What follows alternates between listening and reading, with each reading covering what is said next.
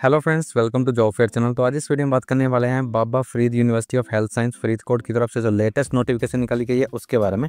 यहाँ पर जो है Baba Farid university of health science BFUHS की तरफ से वेरियस पोस्ट के ऊपर आपकी जो है वो वैकेंसीज निकाली गई हैं। ये एप्लीकेशन फिलअप होना स्टार्ट होगी आपकी 11 नवंबर से, और जो लास्ट डेट रहेगी इन एप्लीकेशन के लिए अप्लाई करने की वो है आपकी 2 दिसंबर 2024 तक आप जो है वो इन एप्लीकेशन के लिए अप्लाई कर सकते हैं। 2 दिसंबर जो है वो इन एप्लीकेशन के लिए अप्लाई करने की आपकी लास्ट डेट है। आपने जो है ऑनलाइन मोड से अप्लाई करना है। bfuhs.ac.in इस वेबसाइट पे जाना है आपने। ऑफिशियल वेबसाइट है Baba Farid university of health science की। यहाँ पर जाके आप जो है वो technical assistant, blood bank, MRI technician, radiographer, radio diagnosis, radiotherapist technician, librarian, junior physiotherapist, photographer, इसके अलावा technician workshop, speech therapist, audiometrics, इसके अलावा आप और भी वेरियस पोस्ट के ऊपर जो है यहाँ पर अप्लाई कर पाएंगे। Baba Farid university of health science की तरफ से ये वैकेंसी जो है वो निकाली गई हैं, और ये रेगुलर बेसिस पे ये वैकेंसी जो है वो निकाली गई हैं Baba Farid university of health science और इनके रिलेटिव कॉलेजेस में। यहाँ पर उन्होंने नोट दे रखा है, जो ड्राइवर की पोस्ट है वो 8 थी पहले, जिन्हें 14 कर दिया गया है, और इसके अलावा रेडियोग्राफर टेक्नीशियन की 2 वैकेंसी और लॉन्ड्री ऑपरेटर की जो है वो विड्रॉ कर ली गई हैं, मतलब हटा दी गई हैं टेक्निकल ग्राउंड पे। यहाँ पर जो एप्लीकेशन फ़ीस रखी गई है वैकेंसीज़ के लिए, अगर आप SC कैटेगरी से बिलोंग करते हैं तो आपको 1180 रुपये जो है एप्लीकेशन फ़ीस पे करनी है। 1180 रुपीज़ एप्लीकेशन फ़ीस है SC कैंडिडेट्स के लिए, सिर्फ और सिर्फ SC कैंडिडेट्स। अगर आप जनरल, EWS, OBC या अदर कैटेगरी से बिलोंग करते हैं तो 2360 2360 रुपये जो है वो आपकी एप्लीकेशन फ़ीस यहाँ रखी गई है। ये एप्लीकेशन फ़ीस GST के साथ है, 18% GST, और SC कैंडिडेट्स के लिए भी 18% GST जो है वो कंपल्सरी रखा गया है यहाँ पर। फर्स्ट वैकेंसी आपकी जो है वो टेक्निकल असिस्टेंट की है ब्लड बैंक में, 1 vacancy unreserved, 1 vacancy SC RO में है। MRI टेक्नीशियन की यहाँ पर 1 वैकेंसी अनरिजर्व फीमेल कैंडिडेट्स के लिए है। SC MB 1 वैकेंसी है। इसके अलावा रेडियोग्राफर, रेडियो डायग्नोसिस में आपकी अनरिजर्व 2 वैकेंसीज है। फीमेल कैंडिडेट्स के लिए 1 है। अनरिजर्व में SC MB फीमेल में 1 वैकेंसी यहाँ रिजर्व रखी गई है। रेडियो थेरेपिस्ट टेक्नीशियन की नेक्स्ट वैकेंसी है। इसके अलावा रेडियो थेरेपिस्ट टेक्नीशियन की यहाँ पर जो वैकेंसी है वो अनरिजर्व एक्स सर्विसमैन में 1 है। BCF में आपकी 1 वैकेंसी है। SC में आपकी 2 है। PH में आपकी 1 है। लाइब्रेरियन ग्रेड 2 या लाइब्रेरियन सीनियर की आपकी जो है वो SC फीमेल के लिए 1 वैकेंसी है। हेल्थ एडुकेटर की यहाँ पर 2 अनरिजर्व है। 1 वैकेंसी अनरिजर्व फीमेल कैंडिडेट्स के लिए। SC के लिए 1 वैकेंसी है। SC MB के लिए फीमेल में 1 वैकेंसी है।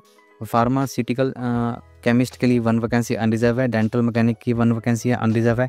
अकाउंट क्लर्क की आपकी जो है वो अनरिजर्व 1 वैकेंसी है। SC MB फीमेल कैंडिडेट्स के लिए 1 वैकेंसी रिजर्व रखी गई है।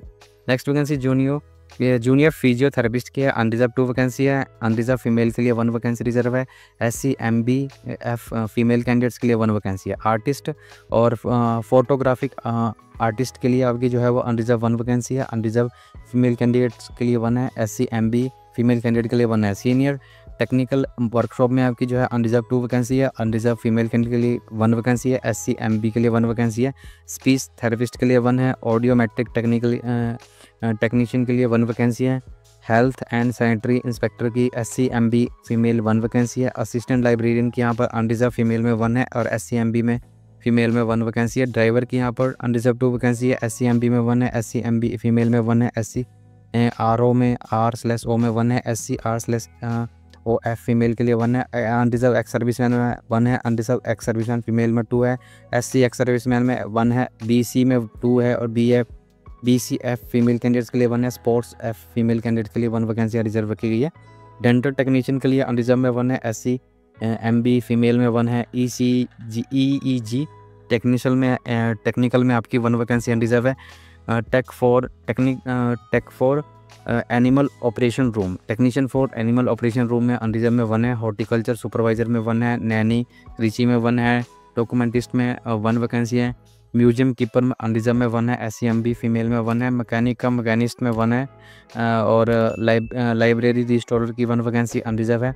इसके अलावा फायरमैन की आपकी अनरिजर्व 1 है। फायरमैन अनरिजर्व फीमेल में 1 है। SC MB फीमेल में 1 वैकेंसी है। प्लास्टिक एंड बर्न टेक्नीशियन की आपकी अनरिजर्व में 2 है। अनरिजर्व फीमेल 1 वैकेंसी है। SC MB फीमेल के लिए 1 वैकेंसी है। एनिमल अटेंडेंट की अनरिजर्व 1 वैकेंसी है। माली कम चौकीदार माली की आपकी जो है अनरिजर्व 2 है। अनरिजर्व फीमेल में 2 है। अनरिजर्व EWS फीमेल में 1 है, SC MB में 1 है, SC RO में 1 है, SC MB फीमेल में 1 है, SC unreserved ex serviceman female में 1 है, TH में 1 वैकेंसी यहाँ रिजर्व है।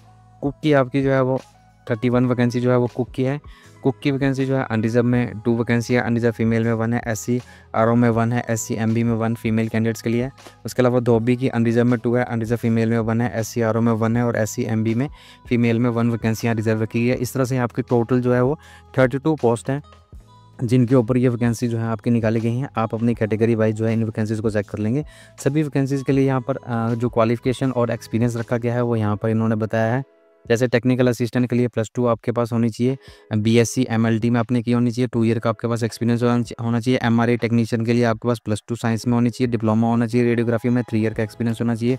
रेडियोग्राफर में +2 साइंस में होनी चाहिए। आपके पास BSc रेडियोग्राफी होनी चाहिए और experience in operating OPG matching में आपके पास होना चाहिए।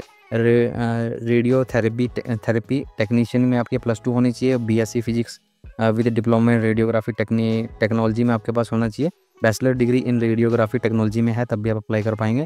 इसके अलावा लाइब्रेरियन के लिए आपने जो है +2 की होनी चाहिए और आपके पास जो है बैचलर इन लाइब्रेरी डिग्री होनी चाहिए किसी भी रिकॉग्नाइज्ड यूनिवर्सिटी इंस्टीट्यूट से। हेल्थ एजुकेटर के लिए आपके पास जो है ग्रेजुएट होने चाहिए, डिप्लोमा हेल्थ एजुकेशन में आपके पास होना चाहिए। फार्मेसी आपने की होनी चाहिए। फार्मासिटिक केमिस्ट के लिए डिप्लोमा किया होना चाहिए। फार्मेसी में 5 ईयर का एक्सपीरियंस होना चाहिए आपके पास। और इसके अलावा डेंटल मैकेनिक के लिए आपके पास जो है +2 मेडिकल में की होनी चाहिए आपने और डेंटल मैकेनिक कोर्स आपने जो है क्लियर किया होना चाहिए और 2 ईयर का आपके पास एक्सपीरियंस होना चाहिए। अकाउंट क्लर्क के लिए आपके पास BCom की होनी चाहिए, working knowledge of computer, knowledge of tally, accounting service और साथ ही साथ आपके पास जो है 2 ईयर का प्रैक्टिकल एक्सपीरियंस होना चाहिए। और ये फील्ड इन्होंने लिखी है जिन फील्ड में आपके पास ये एक्सपीरियंस होना चाहिए। जूनियर फिजियोथेरेपिस्ट में +2 मेडिकल में होनी चाहिए आपके पास। Bachelor degree in physiotherapist BPT होनी चाहिए आपके पास। आर्टिस्ट और फोटोग्राफी का आर्टिस्ट में आपके पास बैचलर ऑफ फाइन आर्ट्स में होनी चाहिए। सीनियर टेक्निकल वर्कशॉप में आपका +2 की होनी चाहिए आपने और इलेक्ट्रीशियन में आपका 3 ईयर का कोर्स होना चाहिए। 1 ईयर का एक्सपीरियंस होना चाहिए इलेक्ट्रीशियन में। स्पीच थेरेपिस्ट में bachelor degree in speech and hearing और इक्विवेलेंट में आपके पास होना चाहिए। रजिस्टर होना चाहिए CRI ऑफ RCI में। ऑडियो मैट्रिक टेक्निस्ट में आपके पास जो है +2 होनी चाहिए साइंस में और BSc मेडिकल टेक्नोलॉजी ऑडियो मैट्री में आपने की होनी चाहिए। हेल्थ एंड सैनिटरी इंस्पेक्टर के लिए ग्रेजुएट होना चाहिए 50% मार्क्स के साथ। 2 ईयर का डिप्लोमा होना चाहिए हेल्थ एंड सैनिटरी इंस्पेक्टर का। असिस्टेंट लाइब्रेरियन के लिए बैचलर इन लाइब्रेरी साइंस में आपके पास होनी चाहिए। मिनिमम एक्सपीरियंस 2 ईयर का होना चाहिए रिकॉग्नाइज्ड इंस्टीट्यूट यूनिवर्सिटी का आपके पास। ड्राइवर के लिए आपके पास मैट्रिक होनी चाहिए 2nd डिवीजन में। वैलिड ड्राइविंग लाइसेंस होना चाहिए आपके पास। डेंटल टेक्नीशियन के लिए +2 की होनी चाहिए। BSc इन डेंटल में होनी चाहिए आपके पास डेंटल मैकेनिक में और 2 ईयर का एक्सपीरियंस होना चाहिए। EEG टेक्नीशियन के लिए +2 की होनी चाहिए आपने और बैचलर इन 2nd डिवीजन होनी चाहिए आपके पास। EEG डिप्लोमा होना चाहिए आपके पास। 2 ईयर का एक्सपीरियंस होना चाहिए। Technician for animal operating room में +2 की होनी चाहिए और diploma in animal handling and nutrition में आपके पास होना चाहिए। हॉर्टिकल्चर सुपरवाइजर के लिए +2 की होनी चाहिए आपने। 3 ईयर का एक्सपीरियंस होना चाहिए आपके पास। BSc एग्रीकल्चर हॉर्टिकल्चर और BSc कर रखे हैं आपने बॉटनी में तभी आप अप्लाई कर पाएंगे। नैनी क्रिएच में आपके पास +2 होनी चाहिए। आप डिप्लोमा इन नैनी कोर्स में आपके पास होना चाहिए। डॉक्यूमेंटिस्ट में +2 की होनी चाहिए साइंस में आपने। 2 ईयर का एक्सपीरियंस होना चाहिए। म्यूजियम कीपर में आपके पास +2 की होनी चाहिए आपने। 3 ईयर का एक्सपीरियंस होना चाहिए। मैकेनिस्ट में आपका +2 की होनी चाहिए और 1 ईयर का डिप्लोमा होना चाहिए मैकेनिक्स किसी भी ITI से। और लाइब्रेरी रिस्टोर के लिए +2 की होनी चाहिए। मिनिमम एक्सपीरियंस 2 ईयर का होना चाहिए। फायरमैन के लिए आपने जो है वो मैट्रिक की होनी चाहिए और आपके जो फिजिकल रिक्वायरमेंट है उनके बारे में यहाँ पर उनको डिटेल में दे रखा है जिसे आप चेक कर लेंगे। प्लास्टिक एंड बर्न टेक्नीशियन के लिए 2 ईयर का डिप्लोमा होना चाहिए प्लास्टिक सर्जरी डेवलपमेंट में डिपार्टमेंट में आपने किया होना चाहिए मेडिकल कॉलेज से। और एनिमल अटेंडेंट के लिए 8th पास होनी चाहिए। माली के लिए भी 8th पास, कुक के लिए 8th पास और धोबी के लिए भी आप जो है 8th पास होने चाहिए तभी आप इन एप्लीकेशन के लिए अप्लाई कर पाएंगे। यहाँ पर आपने ध्यान रखना है कि आपके पास जो है वो पंजाबी की नॉलेज होनी चाहिए। नॉलेज ऑफ पंजाबी आपने की आपके पास होनी चाहिए। मैट्रिक तक कम से कम आपने जो है वो पंजाबी पढ़ी होनी चाहिए। मैक्सिमम एज लिमिट जो रखी गई है वो है 37 ईयर। 37 साल मैक्सिमम एज लिमिट है। अगर आप रिजर्व कैटेगरी से हैं तो as per Punjab government rule आपको जो है एज रिलैक्सेशन यहाँ प्रोवाइड की जाएगी।